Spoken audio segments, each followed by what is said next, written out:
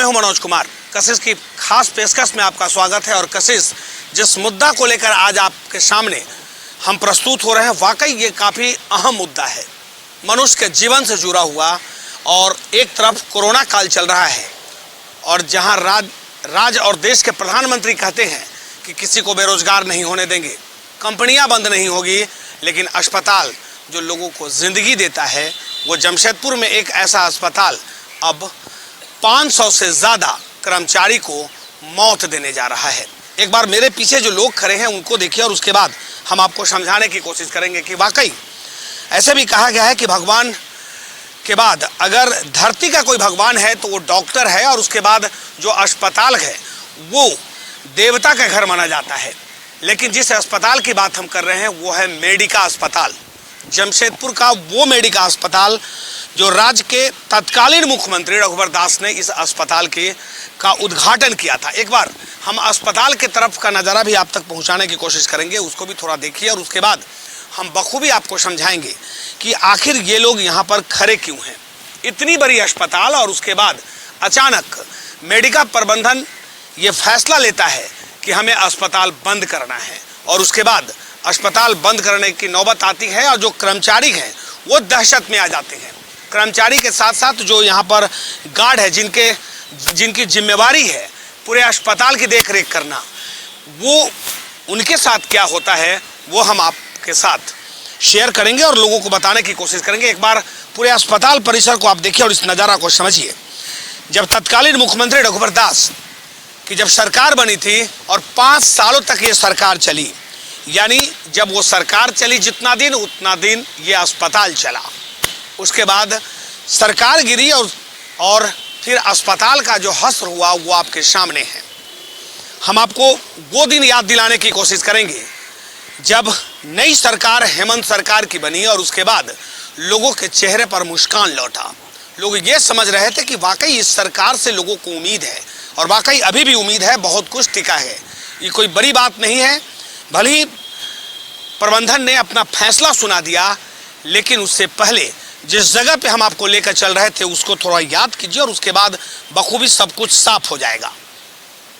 राज्य में नई सरकार का गठन होता है और सरकार के गठन के बाद अब स्वास्थ्य मंत्री का एक फरमान जारी होता है, और स्वास्थ्य मंत्री ये फरमान जारी करते हैं कि मेडिका अस्पताल की जो यहाँ नींव पड़ी है और जिस जगह पे मेडिका अस्पताल है उस जमीन को लेकर, जो जमीन जिस व्यक्ति को मिला था कांतिलाल गांधी अस्पताल को, उसके जगह पे मेडिका अस्पताल खोल दिया गया। जबकि ये सेवा भावना से खोला गया था और अस्पताल खोलने के लिए लगातार हर राज्य के जो मुख्यमंत्री हैं वो परेशान रहते हैं, लेकिन यहाँ पर स्वास्थ्य मंत्री ने इस पर बखेरा शुरू किया और स्थिति ये आ गई कि अब अस्पताल में ताला लग गया। अस्पताल में ताला लग गया और उसके बाद जो कर्मचारी हैं, कर्मचारियों का क्या होगा। हालांकि अस्पताल प्रबंधन ने अपने कर्मचारियों को फरमान जारी कर दिया कि आप कोलकाता चले जाएं और पास की जो अस्पताल है वहाँ पर जाकर आप ड्यूटी ज्वाइन कर सकते हैं। लेकिन इनका क्या होगा जो मेरे सामने खड़े हैं, इनको देखिए। ये लोग इस अस्पताल के देख रेख करते हैं, करोड़ों रुपया बकाया है अस्पताल पर, और ये उम्मीद थी कि वाकई अस्पताल चल रहा है तो एक दिन सब कुछ लौटेगा और लौटने के साथ साथ जो अपने परिवार का भरण पोषण कर रहे हैं सब लोग खुश हो जाएंगे। लेकिन अचानक फरमान होता है और फरमान के बाद ये लोग धरना पर बैठ जाते हैं, अनिश्चितकालीन हड़ताल पे बैठ जाते हैं और यहाँ से मशीन निकलने लगती है। एक चीज़ बताइए, आप लोगों को पता कब चला कि अस्पताल जो है वो बंद होने जा रहा है? ये हम लोग को जैसा कि शुरू से हम लोगों से काम लिया जाता था, लेकिन कभी भी हम लोगों को बताया नहीं गया। और जब हम लोगों को ये पता चला 3-4 बार, जैसे कि यहाँ से सामान चला गया, रांची गया, कलकत्ता गया, और जब हम लोग जो मैनेजमेंट जो जिनके द्वारा सामान भेजा जाता था, जब हम लोग पूछे कि ये सामान जो जा रहा है सर, तो क्या ये अस्पताल बंद हो जाएगी क्या, तो बोले ऐसा किसी ने कहा आपको, कौन बोल दिया कि अस्पताल बंद हो जाएगा, ऐसा कुछ नहीं है। तो फिर अंधेरे में रखा गया और अंधेरे में रखकर इन गार्ड को सबसे पहले ये कहा गया कि ये सामान जो जा रहा है वो दूसरे जगह जा रहा है, यहाँ पर नई टेक्नोलॉजी की मशीन यहाँ पर आएगी, आपको चिंता करने की ज़रूरत नहीं है। वाकई जिनके कंधे पर यह जिम्मेवारी है कि अस्पताल का सामान रख रखाव कैसा है, तो इनकी जवाबदेही भी बनती है और इन्होंने बखूबी अपनी जवाबदेही पूरा भी किया। लेकिन इसके अंदर क्या चल रहा था वो कोई नहीं जानता था।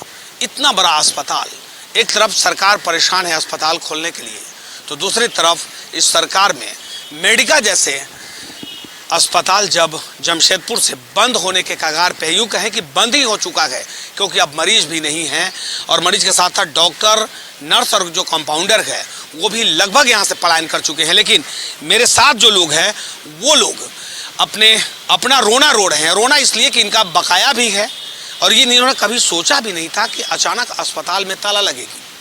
हमें तो लग रहा कि ये बंद होने के कगार में पहले से कंप्लीट हो चुका है। इन लोगों का प्री प्लानिंग पहले से था और स्लो पॉइंट देके हम लोगों को कोई नहीं बताया, चाहे मेडिका का प्रबंधक हो या हमारे group facility service private limited का कोई भी हो। तो हम लोग ने जब काफ़ी 1 महीना तक हम लोगों ने फॉलोअप किया, रोज़ रात के वक्त में कोई ना कोई सामान पैकिंग करके हम लोग गेट पास बना के हम लोग दे देते रहे, चल जाता रहा। हम लोग क्या करते रहे भाई कि ये सामान जो जा रही है, तो हम लोग को आश्वासन दिया गया कि रांची में कोविड सेंटर बना हुआ है, कोविड सेंटर के लिए वहाँ पर जो भी मॉनिटर वगैरह नहीं है या जो भी वेंटी वगैरह नहीं है, तो ये वहाँ पर कमी होने के नाते में यहाँ से सब सामान, सारे के सारे सामान यहाँ से वहाँ जाते रहे ड्यू टू उस पेशेंट को देखभाल करने के लिए। तो हम लोग ने भी देखा कि जो आईसीयू का जितना भी सामान है या एनआईसीयू का जितना भी वेंटी वगैरह, मॉनिटर वगैरह जो भी है या जितने भी इंस्ट्रूमेंट हैं, चाहे वो ओटी के हो चाहे वो पेशेंट के किसी भी काम के लिए हो, सारा का सारा जब सामान जाने लगा तो हम लोग को तो भय महसूस होना। दूसरे तीसरे दो लोगों के द्वारा, डिपार्टमेंट के द्वारा पता चलने लगा कि आस्ते आस्ते ये मेडिका अब बंद होने वाली है। जब हमने अपने एचओडी से बात जब किए तो उन्होंने बोला कि ऐसा कौन व्यक्ति बोल दिया कि आपका ये मेडिका बंद हो रहा है, और हम लोगों को इस बारे में कोई प्रकार का सूचना बोल कर नहीं है। हमने जब देखा कि भाई ये आस्ते से सब सामान जा रहा है, फिर डॉक्टर भी आस्ते से लोग रिजनेशन मार रहे हैं। उसके बाद में सिस्टर कभी लगभग 400 सिस्टर यहाँ से चली गई लोग, कोई रांची गया, कोई पटना गया, कोई जमशेदपुर गया, कोई कहीं भी गया, कोई कलकत्ता गया, कोई सिलीगुड़ी गया। इस तरह से आपको बोला जा रहा है कि हम आपको निकाल नहीं रहे हैं, बट आपको रेफ़र किया जा रहा है। अगर आप वहाँ जा रहे हैं तो ठीक है, और वरना आपको रिजनेशन देना पड़ेगा। तो जो यहाँ का लोकल स्थानीय हैं, जो रहना चाहते हैं वो यहाँ रह गए, बाद बाकी जो जाना चाहते रहे वो चले गए, और सभी के सभी लोग रिजनेशन दे दिए।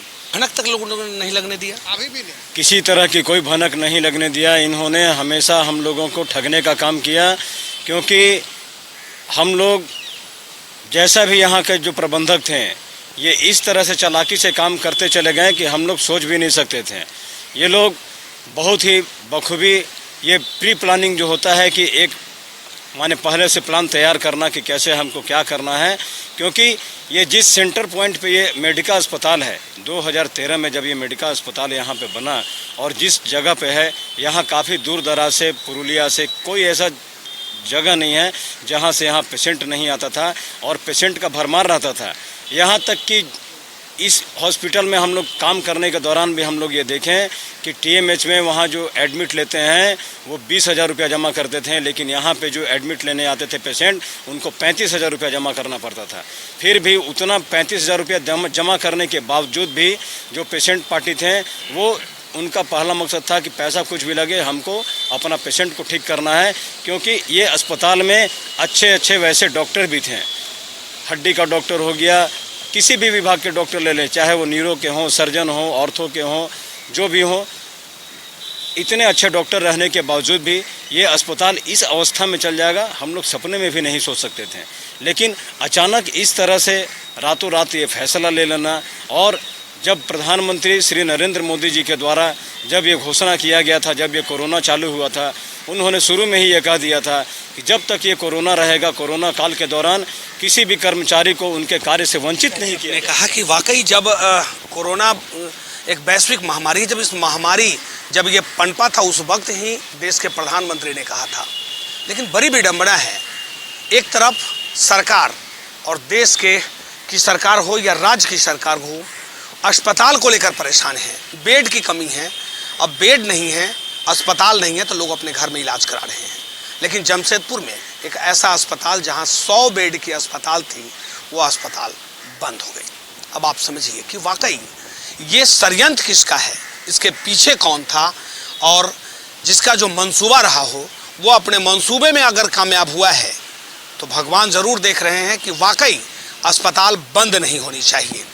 अस्पताल लोगों को ज़िंदगी देता है, लेकिन ये अस्पताल 500 से ज़्यादा लोगों को मौत दे रहा है। लेंगे एक छोटा सा ब्रेक, जारी है ये कार्यक्रम और ये जानने निकले हैं कि वाकई मेडिका में लग गई ताला, लेकिन इन लोगों का क्या होगा।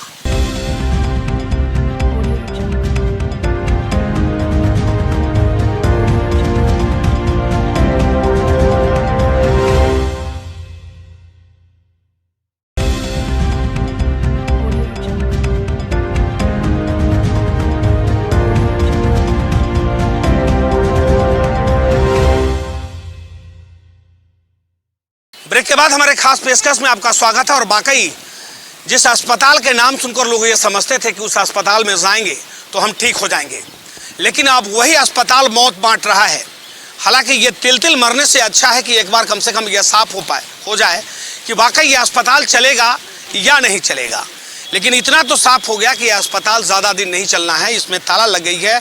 इसके जो सामान हैं वो सभी के सभी साजो सज्जा यहाँ से निकाले जा चुके हैं। लेकिन अब बहुत बड़ा सवाल कि पैसा भी बकाया है और सामान भी निकलने लगा है। क्या ये गार्ड अब इस सामान को बाहर निकलने देंगे या अपना वेतन लेकर ही तब आगे की इस पर कोई कार्रवाई होगी। सरकार एक अस्पताल खोलने के लिए जद्दोजहद कर रही है। ज़्यादा दूर नहीं, जमशेदपुर के ही वो इलाका, जमशेदपुर पूर्वी विधानसभा क्षेत्र में एक अस्पताल का निर्माण होना है, जिसको लेकर टाटा कंपनी सरकार लगातार प्रयास कर रही है, लेकिन अभी तक पूर्ण रूप से वो धरातल पे नहीं उतरा। और कांतिलाल गांधी अस्पताल में एक अस्पताल का निर्माण हुआ और वो अस्पताल मेडिका।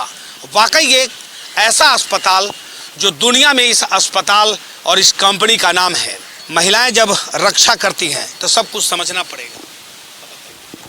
बताए तो भाग। हाँ सर, हम लोग यहाँ 7 से काम कर रहे हैं। आज हम लोग को पता नहीं चला, आज एक बैग पता चला कि यहाँ का बंद होने वाला है। तो हम लोग इस कोरोना का चल रहा है, इसमें हम लोग कहाँ काम करेंगे। इसमें तो कोई काम हम लोग को भी मिलेगा भी नहीं, तो हम लोग कहाँ जाएंगे। हम लोग का पीए बचा हुआ है, हम लोग को पैसा मिला नहीं अभी तक भी, और पेमेंट रिसीव का जो है स्लिप वो भी नहीं मिला है। हम लोग बहुत तकलीफ से यहाँ का ड्यूटी कर रहे हैं। दूर दूर से सब लड़कियों लोग आती हैं, लेकिन यहाँ का अगर कुछ गलती होने से हम लोग को बहुत कुछ सुनना पड़ता है। यहाँ का मैनेजमेंट हम लोग का ठीक नहीं है, कॉपरेट नहीं करते हैं। तो अचानक बंद हो जाए, घर फैमिली कैसा चलेगा। और पीएफ का है जो क्लियर नहीं है। अभी सर लोग आए थे, कुछ क्लियर करके गए हैं। अभी देखिए अगले सोमवार को आएंगे, क्या होता है के बाद बोला जाएगा। देखिए, लोगों की ज़िंदगी से जुड़ा हुआ है। अगर महिलाएं अपने घर के दहलीज से बाहर निकल जाए और कदम रख दे, और घर के दहलीज से बाहर आकर वो महिलाएं अगर नौकरी कर रही हैं और अचानक ये पता चले कि अब अस्पताल बंद हो चुका है, आपकी नौकरी चली गई है और आपने जो इतना मेहनत किया था वो सब बेकार हो गया है, तो क्या गुजरेगा उन लोगों पर, आप थोड़ा आकलन कीजिए। बच्चे कैसे रहेंगे। ये कोरोना काल है, लगातार भारत की आर्थिक स्थिति जो है वो गड़बड़ हो चुका है। झारखंड सरकार भी अपने आप को रोना रो रहा है कि मेरे पास पैसा नहीं है, और इस बीच जहां नौकरी था वो भी अब खत्म हो गया क्योंकि अस्पताल ही बंद हो गई। इतना रोना है, बोल नहीं पा रहे। इनके दर्द को समझिए। वाकई इनके दर्द को समझने की ज़रूरत है कि वो महिलाएं जब अपने घर से बाहर निकलती हैं, बच्चों को छोड़ देती हैं, अपने आदमी को छोड़ती हैं, पूरे परिवार को छोड़ती हैं, और ये कहकर निकलती है कि हमें नौकरी मिल गया, हम अपना ड्यूटी जा रहे हैं, और अचानक पैसा भी नहीं मिलता है और उसके बाद अस्पताल में ताला लग जाता है। और वो भी ताला इस तरीके से लगता है कि जो यहाँ के गार्ड है उनको अंधेरा में रखा जाता है, और यह कहा जाता है कि जो सामान जा रहा है वो कोविड के लिए जा रहा है, क्योंकि समय भी अच्छा था और उसका फ़ायदा भी प्रबंधन ने सही तरीके से उठाया। हम लोग को अभी सर कुछ दिन पहले पता चला, 2-4 दिन पहले ही सभी लोगों को बता दिया जा रहा था, जो भी मेडिका में काम कर रहे हैं वो लोग को बता दिया जा रहा था, लेकिन हमें कुछ भी इन्फॉर्मेशन नहीं मिल रहा था। और अभी हमारे पास सबसे बड़ी समस्या ये है, पैसा तो चलिए हम लोग किसी तरह से भी ले लेंगे और वो देंगे तो लेंगे ही, लेकिन अभी हम लोग कोरोना काल में जॉब कहाँ खोजेंगे। अभी कहीं हम लोग को जॉब भी नहीं मिलेगा ना सर, सबसे बड़ी बात ये है। सर हम लोग चाहते हैं हॉस्पिटल चले ताकि हम काम करें, मेरे बच्चे घर में रह से, लेकिन जब ये हॉस्पिटल ही नहीं रहेगा काम कहाँ से कर पाएंगे। और अभी इस स्थिति में कहीं काम नहीं मिलेगा। जो पैसा बाकी हो तो मिल जाएगा सर, लेकिन वो भी कब तक चलेगा। मगर पता नहीं स्वास्थ्य मंत्री भी शायद इस तरफ ध्यान नहीं दे रहे। अगर उनका ध्यान रहता तो किसी तरह खोलने की कोशिश करते। इस माहौल को समझने की ज़रूरत है और ये जो अभी काल चल रहा है, इस काल को देखने की ज़रूरत है। ये काल कोरोना काल भले ही है, लेकिन इन लोगों पर कहर बरपा रहा है और ये कहर बरपाने वाला कोई और नहीं, जिस पे इन्होंने भरोसा किया है वही है। इनके भरोसा को तोड़ने वाला वही व्यक्ति है।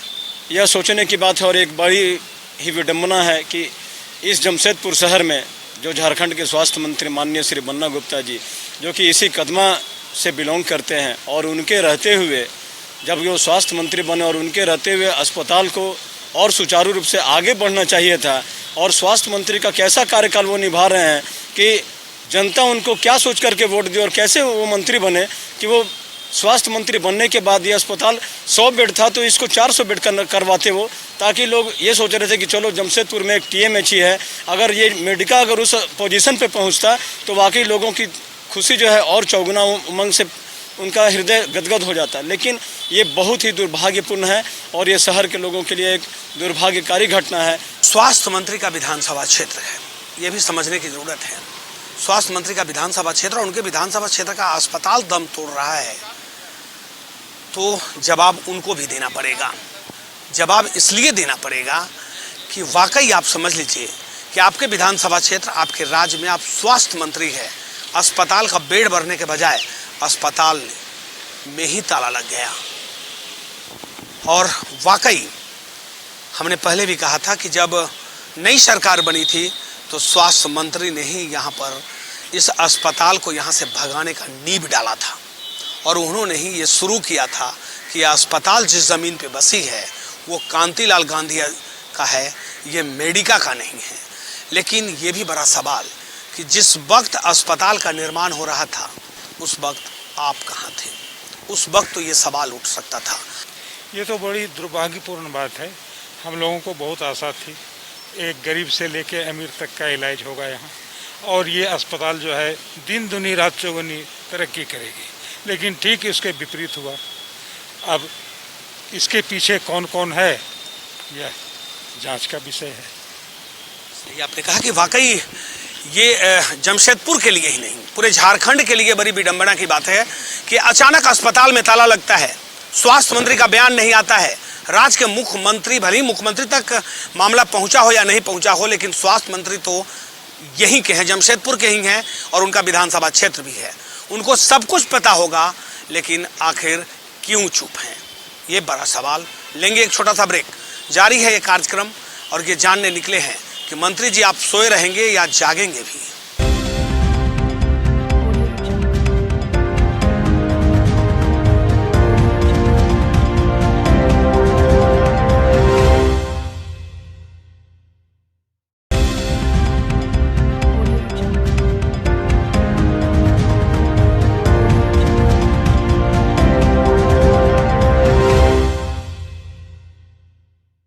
हमारे खास पेशकश में आपका स्वागत है और कार्यक्रम का अंतिम पड़ाव पे है, लेकिन एक बार बाहर का दृश्य हम आपको दिखाने की कोशिश करेंगे।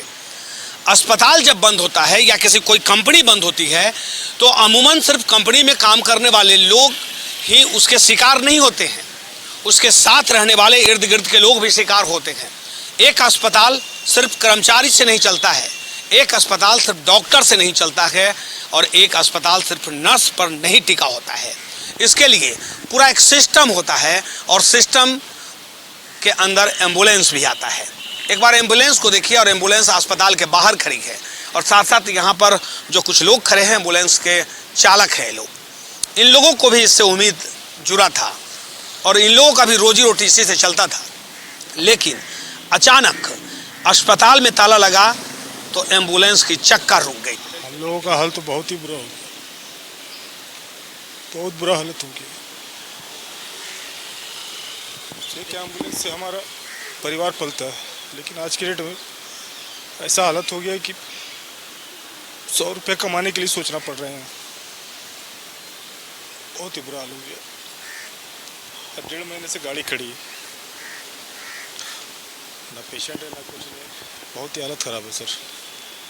इनके दर्द को भी समझिए। वाकई हम लगातार जिन कर्मचारी से बात कर रहे हैं उनके दर्द को आप समझने की ज़रूरत है और ये दिल से दर्द है। यहाँ पे 7 साल से हूँ मैं सर। यहाँ पे मैं 7 साल से, जब ये हॉस्पिटल खुली थी मैं सबसे पहला एम्बुलेंस वाला हूँ जो यहाँ पे था। और वो दिन और आज का दिन है, कितनों भी तकलीफ हुआ लेकिन मैं हटा नहीं यहाँ से। लेकिन आज तो ऐसा हालत हो गया कि मतलब कोई उम्मीद ही नहीं है बचा। भैया वो दिन याद कीजिए जब अस्पताल खुली थी, पहला एम्बुलेंस वाले आप हैं, कितना यातना आप बता ही रहे हैं कि कितना समय आया बदला, लेकिन अचानक क्या लगा, आपको क्या लग रहा है कि अचानक क्यों बंद कर दिया? पता नहीं सर यहाँ पे क्या इन लोग का आपस में हुआ क्या नहीं हुआ। जहाँ तक का हमको मालूम है कि यहाँ का मैनेजमेंट जो है सारा गलती मैनेजमेंट का है, क्योंकि ये मैनेजमेंट शुरू से सिर्फ पैसा के पीछे ध्यान दिया है। शुरू से ही इसको सिर्फ पैसा चाहिए था, इसको पेशेंट से मोहब्बत नहीं था, सिर्फ पैसा से मोहब्बत था। यहाँ पे एक भी ऐसा आदमी हम लोगों को नहीं मिलता था। हम लोग एम्बुलेंस यहाँ मैं 7 साल से चला रहा हूँ, एक भी ऐसा आदमी हमको नहीं मिला जो ये बोला हो कि यहाँ से हम खुश होकर जा रहे हैं। यहाँ का पेशेंट भी जितना भी गया सब तकलीफ में गया है, सिर्फ बददुआ ही देके गया, दुआ देके कोई नहीं गया। उसी का नतीजा है क्या अस्पताल? हाँ उसी का नतीजा है सर, ये उसी का नतीजा है। तकलीफ तो हुई है, अब इसमें क्या कर सकते हैं, हॉस्पिटल ही जाने, मेडिका का प्रबंधक ही जाने क्या करे वो आगे। अब हम तो कहीं और देखेंगे, अगर यहाँ बंद हुआ तो कहीं और। सही आपने कहा कि देखिए यहाँ से कहीं और चले जाएंगे, लेकिन उस दर्द को भी समझने की ज़रूरत है। एक बार ऑटो वाले को भी देख लीजिए कि बाहर में ऑटो ऐसा यहाँ पे खड़ा है और इंतज़ार कर रहा है। और ये अस्पताल से जब ये लोग यहाँ से निकलते थे तो लोगों को ये उम्मीद हुआ करता था कि अंदर से जो पेशेंट है, पेशेंट को हम यहाँ से दूसरे स्थान तक ले जाएंगे। और हमने पहले भी कहा कि एक बार जब कोई संस्था बंद होती है तो उसके आगे पीछे जो लोग होते हैं वो भी उसके शिकार होते हैं। बाहर में जो दुकान है उस दुकान को देखिए, कई ऐसे दुकान है जहाँ झाँप गिर चुका है, क्योंकि कल तक गुलजार हुआ करता था जब अस्पताल चलता था। तो इसका असर सिर्फ अस्पताल के कर्मचारी गार्ड पे ही नहीं पड़ा है, इसका असर अब बाहर एम्बुलेंस के साथ साथ ऑटो चालक और साथ साथ जो आसपास में जो दुकान था उस सब दुकानों पे पड़ा है, दुकानदारों पे पड़ा है। सबका परिवार अब 2 वक्त की रोटी के लिए परेशान है। यहाँ का कांतिलाल का ड्राइवर हूँ, एम्बुलेंस चलाता हूँ। और जिस दिन से सर माननीय बन्ना गुप्ता जी मंत्री बने, उस दिन इतना दबाव किया मेडिका का ऊपर, मजबूरन उसको बंद करना पड़ा। और यहाँ 150 बेड ऐसा था, उसको लास्ट में घुमा फिरा के 55 में या 45 में चलाना होगा बोल रहा है, जिसके कारण इन लोग इतना आदमी को कहाँ से पेमेंट दे पाएगा, ये भी बात उठ रहा है। उसके चलते उन लोग मजबूरन उन लोग के ऊपर कुछ प्रेशर होगा। हमेशा हम लोग तो जब भी गाड़ी में ले जाते थे, सिविल सर्जन ऑफिस जाते, सब चीज़ हर जगह जाते थे, तो जिसके कारण इतना दबाव पड़ने के कारण इतना हाउसकीपिंग है, इतना आपका गार्ड है, सिस्टर लोग है, सभी को मजबूरन ये लोग सभी को बैठा दिया। और लास्ट में हम लोग को भी टाइम दिया है, अभी 1 महीना के अंदर आप लोग भी अपना जगह दे दीजिए। आप तो कांतिलाल के ड्राइवर है, कांतिलाल तो बंद नहीं हो रही है। कांतिलाल मतलब मेडिका के थ्रू से, जी हाँ। बताइए आप जब ये बोल रहे हैं कांतिलाल तो चलेगी, मान गए कि मेडिका बंद हो गई, लेकिन कांतिलाल की अपनी संपत्ति है, कांतिलाल का सब कुछ है, उस पर तक किसी का दबाव नहीं चलेगा? नहीं, उस पर किसी का दबाव नहीं चलेगा। लेकिन तो हम लोग को तो ही रखा था ना, मेडिका रखा था, मेडिका का अंडर में थे जितने भी ये देख रहे हैं आप, जितने भी हाउसकीपिंग वाला, तो खाली ग्रुप बना दिया अलग अलग, लेकिन हम लोग सब मेडिकल ही हम लोग को वही पेमेंट कर रहा था, वही सब चीज़ कर रहा था, उसी से हम लोग का घर द्वार चल रहा था, बाल बच्चा चल रहा था। अब पूरे खेल को समझ लीजिए। आधे घंटे के इस कार्यक्रम में हमने सिर्फ एक चीज़ ज़रूर समझ लिया कि इस पूरे खेल का हीरो राज्य के स्वास्थ्य मंत्री बन्ना गुप्ता है, क्योंकि जब सरकार बनी थी तो बन्ना गुप्ता ने सबसे पहले अगर कोई आवाज़ उठाया था तो कांतिलाल गांधी अस्पताल पे, कि आखिर कांतिलाल को मिली ज़मीन लीज की मेडिका कैसे उपयोग कर रहा है। और उसके बाद लगातार मेडिका पर दबाव बनने लगा। सूत्र तो ये भी बताते हैं कि मंत्री जी ने मेडिका के प्रबंधन को अपने यहाँ बुलाया भी था, और क्यों बुलाया होगा आप खुद ब खुद समझ लीजिए। इसमें ज़्यादा बोलने की ज़रूरत नहीं है और आपको अपने दिमाग पर जोर देने की भी ज़रूरत नहीं पड़ेगी। मंत्री जी के इतिहास को अगर आप खंगालेंगे तो एक ऑटो चालक का नेता होते हुए स्वास्थ्य मंत्री बनते हैं। पढ़ाई की बात करें तो डॉक्टर के बारे में जानते या नहीं जानते हैं ये तो हम नहीं कहेंगे, लेकिन इतना ज़रूर है कि वो ग्रेजुएशन भी नहीं किए हैं। इस सब के बीच वो अस्पताल जहां 100-150 बेड से 500 होनी चाहिए थी, वो अस्पताल अब ताला लग गया। इस पूरे कार्यक्रम के दौरान अगर कोई कल्पित है तो आप समझ लीजिए कौन व्यक्ति है। वही व्यक्ति है जिसने इस अस्पताल में सबसे पहले उंगलीबाजी शुरू की और उसके बाद स्थिति मात्र 1 साल भी नहीं बीता और अस्पताल को यहाँ से बोरिया बस्तर समेटना पड़ा।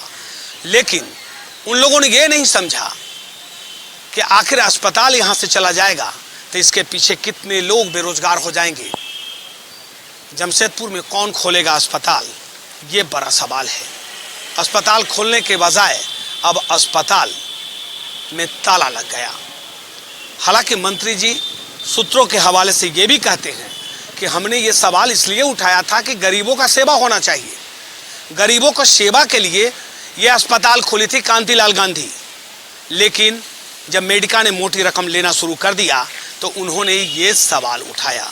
तब इस सब के बीच अब आकलन करने की ज़रूरत है कि अब इसका एक रास्ता भी निकल सकता था, लेकिन अस्पताल में लगी ताला 500 लोगों हो गए बेकार। आखिर इसका कौन है जिम्मेवार? यही पे संपन्न होता है मेरा ये कार्यक्रम। अगले कार्यक्रम में पुनः होगी आपसे मुलाकात नए मुद्दों के साथ। अपने सहयोगी ऋषभ के साथ मैं मनोज कुमार, कशिश न्यूज़, जमशेदपुर।